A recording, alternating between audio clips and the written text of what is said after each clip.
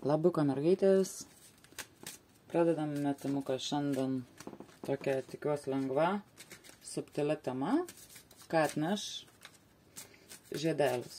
Ar ne? Jeigu patraukia kažkoks žiedelis iš karto, rinkitės. Turim koralų spalvos, žalią ir raudoną.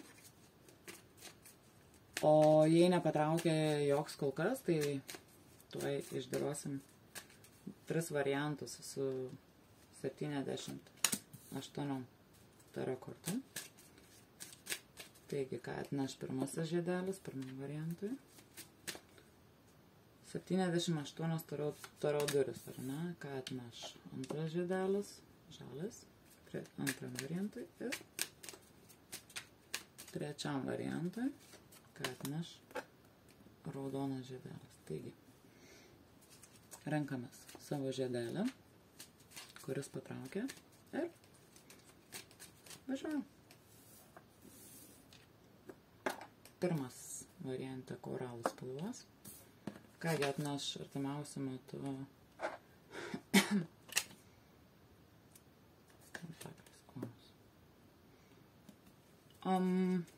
žinot, tai atneš kažkokią galimybę, ar tai praregėsit, ar tai kažkur susižinosit informaciją, tyčia, netyčia, nežinau kaip čia įvyks, apie galimai užsidirbti, ar ne, papildomų pinigėlių, papildomų šaltinių.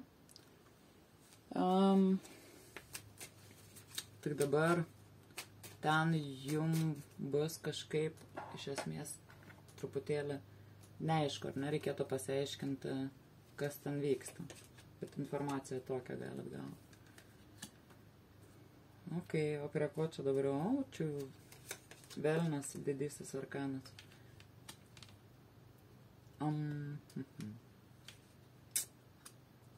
Žinot, pertraktuosiu dabar, šalia, kad susijęs su finansais, ar ne, sužinosit kažkokią tai žinią. Ir atvirai pasakius, ten kažkokios vyksta machinacijos, ar tai nori vykti, kurios jum yra nemalonios. Tai reiškia, kad galit sužinoti žinią tiesiog, kurios nelabai tikėjotės, ir ta žinia susijusi būtent su finansinė kažkokia pusė. Jo, visiškai taip, ir tai gali būti susiję su palikimu, su giminėm, su kažkokiais tokiais testamentais, finansiniais reikalais, turtų nekilnojamų ar ne ir panašiai. Tiesiog turiu pasakyti atsargiai, jums sako atsargiai, šitoje situacijoje apsižvalgykit, pasitarkit ir neskubėkit, ten kažkas yra. Ok, kas šitą dama? Viską, žinokit, labai čia apie finansus yra, sako, atkreip dėmesį toje artimoje aplinkoje, ir ne žmonės, kurie tave supa. Nes jūs, aš matau, atsidavus esat, atsidavus šeimoje, atsidavus darbui, atsidavęs žmogus mokantis mylėti, ar ne, šeimą, gerbti giminės ir panašiai. Jau. Tiesiog jums sako, kažkas bando pamanipuliuoti ir apsukti jūs galimai, ar ne. Tiesiog naudodamasi kažkokią tai vat jūsų meilę jausmais, ar kaip čia išreiškus, bando pasinaudoti kažkaip negražių būdų, atimti, ar ne, kas dalinai jums priklauso, ar atimti, ar kažkaip pasipelnyti, ar ne, ar užimti jūsų vietą darbę, netgi čia ir taip įmanoma. Žodžiu, tiesiog pasisaugokit, bet už nugaros viskas, kas susijęs su finansinės, pasisaugokit, pasižiūrėkit. Tuoj paklausim patarimą, daug patarimų, tada ką čia daryti.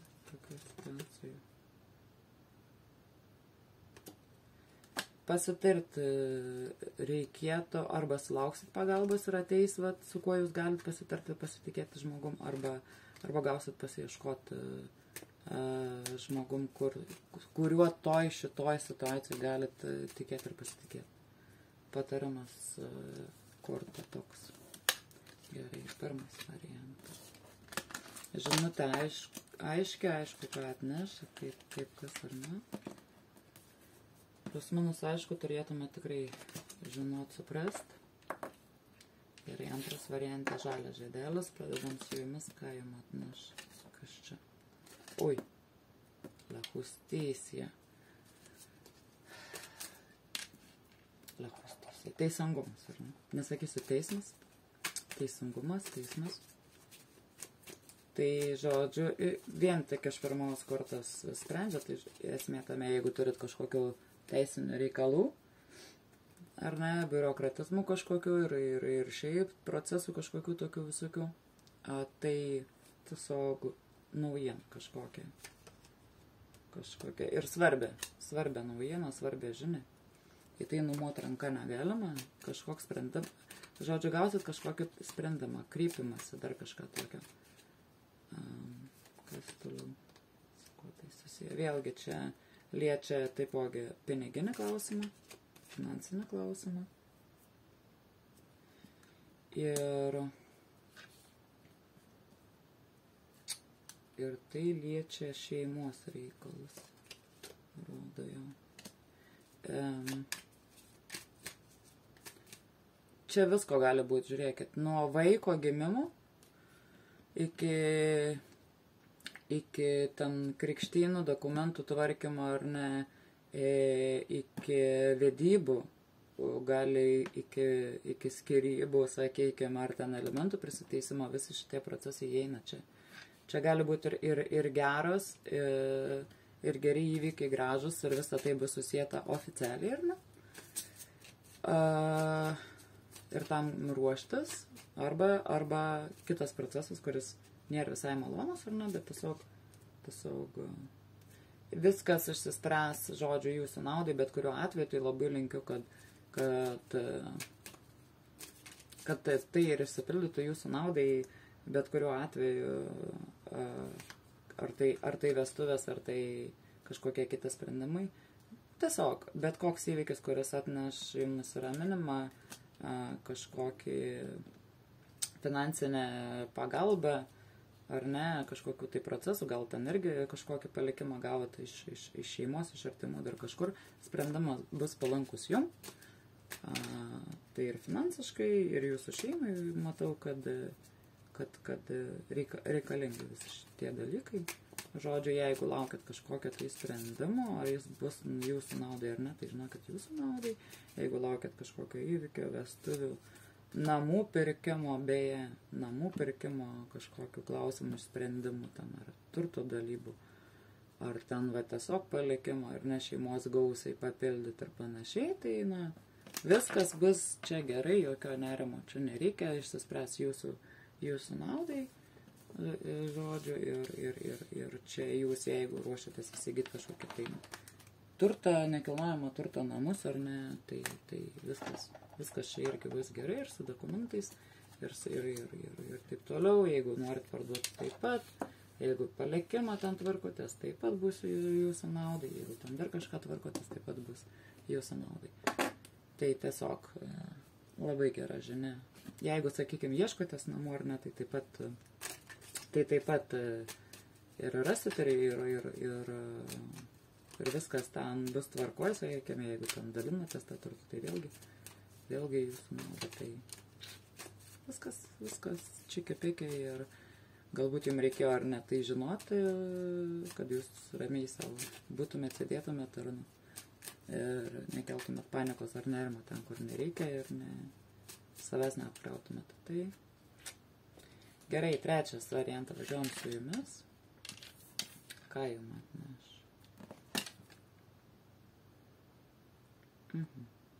Antras didysis arkanas, vyriausia žinia. Tai ką jums atneš? Viena vertus, jeigu nesidomėjote iki šiol ezoterika, astrologija, numerologija ir panašiai, tai sveikinu, tuo pradėsite arba domėtis, arba pati šitą veiklą savo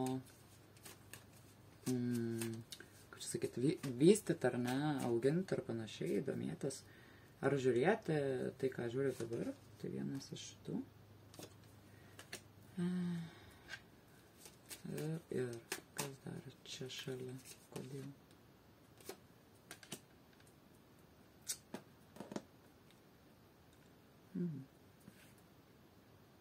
Čia susiję dalykai su sveikata ir kažkodėl su magija ir viso kito. Gal ieškot būdų kažkokių netradicinių būdų, kaip išgyti ar išsigydyti emocinės traumas, ar, sakykime, kažkokios meditacijos, ar ten ta pati jau labai populiarėjanti, sakykime, joga, ar dar kažkas tokio. Aš matau ir, su kuo susijęs. Kas trukdo.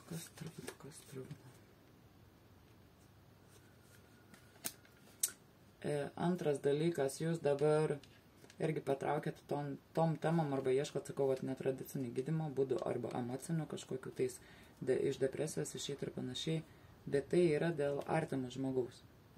Kažkokio artimoje aplinkoje esančio žmogaus, tai gali būti tėtis, brolis, ten vyras, dar kažkas. Man duoda žinutę taip, kad žmogus nepripažįsta, jog serga, turi problemą, nenori gydytis, visą tai skaudina jūs ir taip ir anai bandot ieškoti, gauti atsakymų.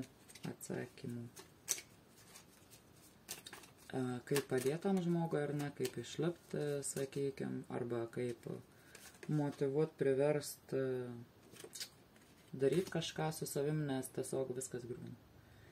Turim labai tokius stiprius ir nelabai čia jau gražius arkanus, sakykime, viskas griūna, jūs matot tai.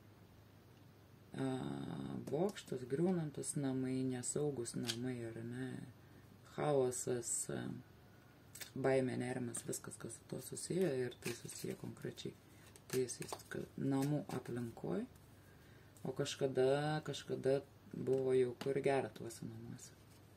Tai labai galimas variantas, kad tai susiję artimoje aplinkoje giminaičiai, tėvai, seneliai ir kiti žmonės. Ir tai labai skaudina. Taip.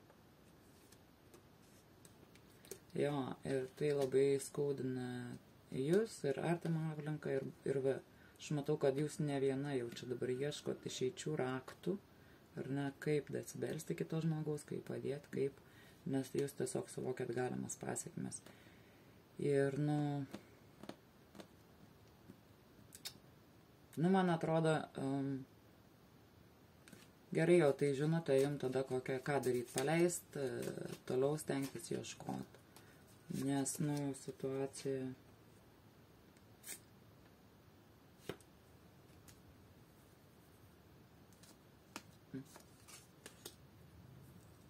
Žinot, kurį laiką, žinote tokia, kad tiesiog patarimas, ar ne, kurį laiką tiesiog reikėtų nurimti ir nustoti. Nieko nedaryto žmogaus atžvilgiu, tiesiog. Todėl, kad jisai nepriima, jisai užsidaro, jisai atmeta, jis atmes toliau ir dar kurį laiką, jis bus nesavy. Visiškai čia ir mėnulis, tai čia gali ir netgi, nežinau, kaip psichiatrinės ligoninės daryti, ar ne. Labai, žinokit, trečias variantą pas jūs, vienintelį šitiek daug arkanų didžiųjų, kad man jau čia baisu. Ką ir besakyt. Mirties aš nematau, aš tiesiog matau sustingimą, matau to žmogaus nesugebėjimą įvertinti situacijos esamos, ar ne, viskas kaip per miglą tamsoj kažkur paskinti ir visa kita, ir situacija yra užstrugus, jinai yra pakabinta ir čia pats žmogus, suprantat, kaip yra, kartais mes galim padėti žmonėm, o kartais mes tiesiog negalim padėti žmonėm, tai pasaulis, čia labai tokios įdomios kortos, bus arba taip, tiesiog. Jau be jūsų įsikišimo. Reiškia, kad kažkas iš aukščiau įsikiš ir padarys tai, ką reikia. Ir tiesiog, jau, kaip sakiau, šis mėnuo, Velykinis tas mėnuo pavasario etapas dabar iš 25-26 metus mes nebeparsinešim praeities, jau ir dabar viskas tas prasideda, tai gali būti, suprantat, kad arba nu, patys suprantat. Jeigu 0 ir 21 viskas prasideda nuo pradžio, tai reiškia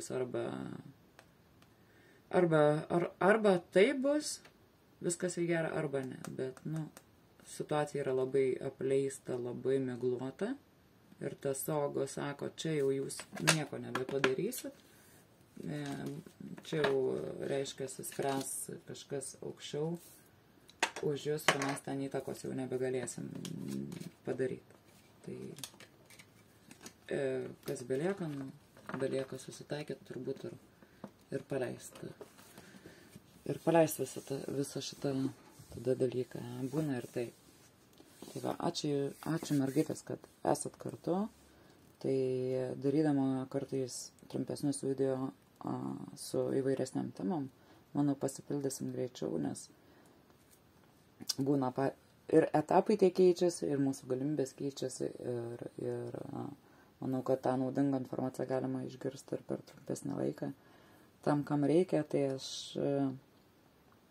mano palinkėjimas, ar ne, ir žinutė jums tiesiog neišsigąst, priimti tam tikrus dalykus, ar ne, ir tikėt, kad viskas bus gerai ten, kur mes galim kontroliuoti patys šitą situaciją, o kartais reikia paleisti tam tikrus dalykus, nes mes tiesiog tam nebe mūsų jėgom. Ačiū, kad buvot ir susitiksim netrukus kitose temose. Ate.